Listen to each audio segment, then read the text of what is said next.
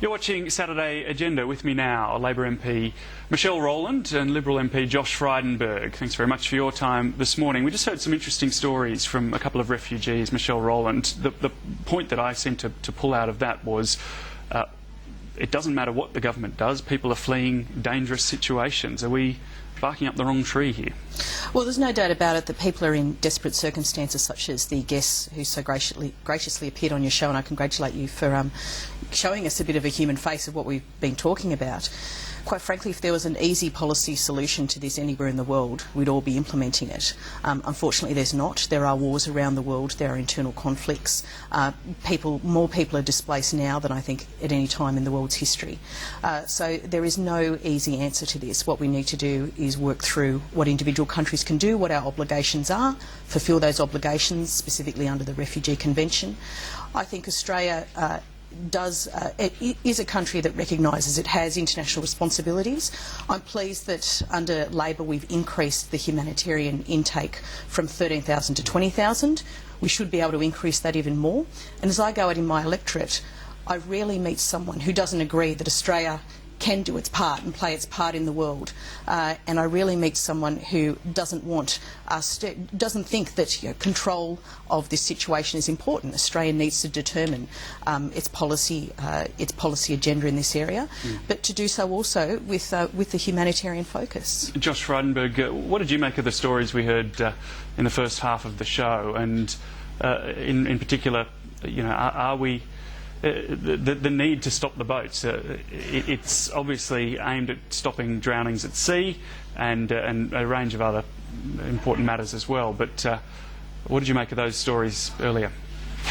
Well, they're heart-wrenching stories to hear about the conditions that many people live in overseas. I mean, there is civil conflict, there is displacement of persons, and there are numbers of genuine refugees. But as Bob Carr, Labor's own foreign minister, said, a lot of the people coming to Australia recently are economic refugees. I mean, the largest group of people coming to Australia at the moment are the Iranians, and they're coming from Iran because of the international sanction regime that has been placed on Iran due to their nuclear weapons program. So, look, we have to Mohsen ensure also said that his life was in danger, though, he thought, because he spoke out against the regime.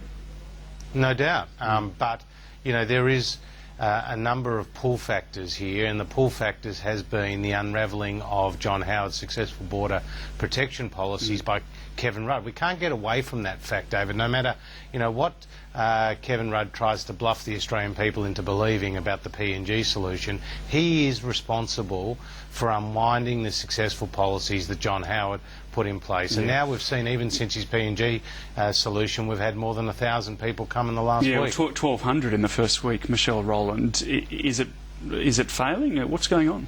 Well, it's barely been in place and announced for a week. I think the important thing to note is that the Prime Minister said from the outset, our resolve will be tested.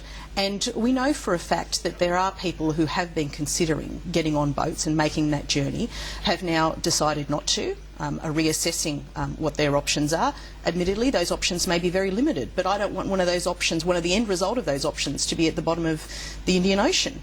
And we've also, we've also heard from about how we're going to actually increase those facilities. The Prime Minister's made it very clear that as those arrangements come into place, as the advertising campaign goes out, we can't have people smugglers dictating the 20% of our migration intake. Yeah, Josh Frydenberg, a response to that, perhaps particularly in relation to the advertising campaign?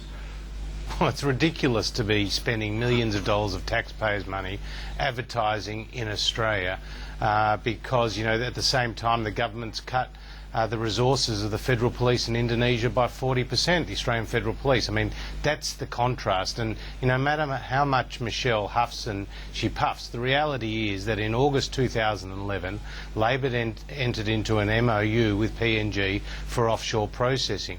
It took more than a year before they actually sent the first person over there. Now you've only got a capacity of 300 people on Manus Island, and we've had 1,200 people in the last week. And Labor wants us to believe believe this is an answer. Of course it's going to be gamed by the people smugglers. Josh, You've got even the longest-serving Prime Minister, Michael Somare in PNG, David, saying this policy won't work. And Josh, there's more holes in it than Swiss cheese. I want to move on to the budget, but I do want to ask you about Operation Sovereign Borders, which yesterday Kevin Rudd labelled Operation Whatevs. You put a three-star military commander in charge of the asylum seeker issue, but as Laurie Oakes pointed out this morning in his column, the coalition essentially ignored a four-star general in the form of Angus Houston, his recommendations to the Houston panel.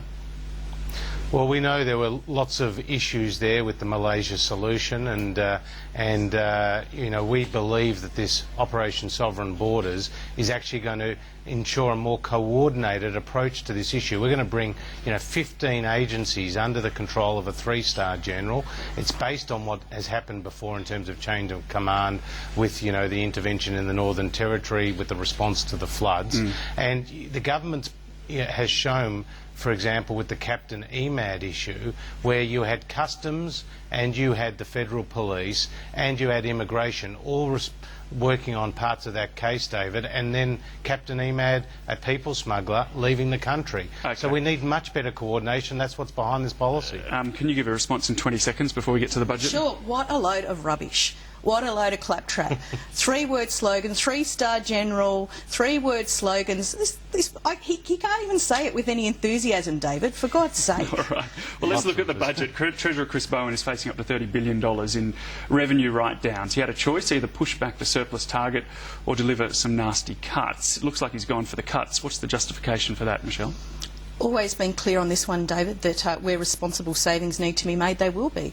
And some of those will be hard decisions. But, we're up for the hard decisions.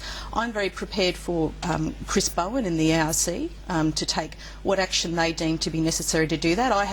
I'm not a member of a party who's outsourced that responsibility to Campbell Newman or Dodgy Brothers accountants or whoever else they want to use other than trusted Treasury officials. So I believe, and I'm very confident, that those responsible savings will be made.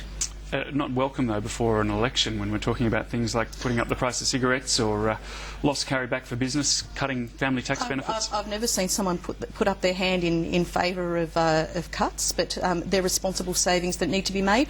Governments need to make hard decisions. We're very prepared to put out a statement before the election, updating on the budget process. Josh's party hasn't even submitted one policy for costing yet to the parliamentary budget office. Josh, I want to ask you about the costings. Yesterday, Joe Hockey saying that PFO, the pre-election fiscal outlook that was introduced by Peter Costello, now essentially can't be trusted. Why is that? Well, firstly, we've submitted more than 200 policies to the Parliamentary Budget Office, so Michelle was obviously not reading her lines right 200 there. policies. More than 200 policies. In terms of the pre-election fiscal outlook, that comes out 10 days into the election campaign. What we've been concerned about is if the government announces an economic statement now and then in a few weeks' time you have a pre-election fiscal outlook, then Treasury will be bullied into following the savings and revenue assumptions that's in that government economic statement. That's what our concern is. And, we've seen this government get its costings wrong, get its projections wrong. I mean, take, for example, it's promised more than 600 times that it would deliver a budget surplus in 2012-13. It never happened. And no matter what Chris Bowen and Kevin Rudd say about delivering a surplus in 2016-17, it will never, ever happen. You guys can't manage the economy. Industrial disputes have more than doubled. Okay. Unemployment's on the rise and debt has hit a record level. We're out of time. Josh Frydenberg, Michelle Rowland, thanks very much for your time. Thank you. And thanks for your company on Saturday Agenda. The latest news is coming up after this.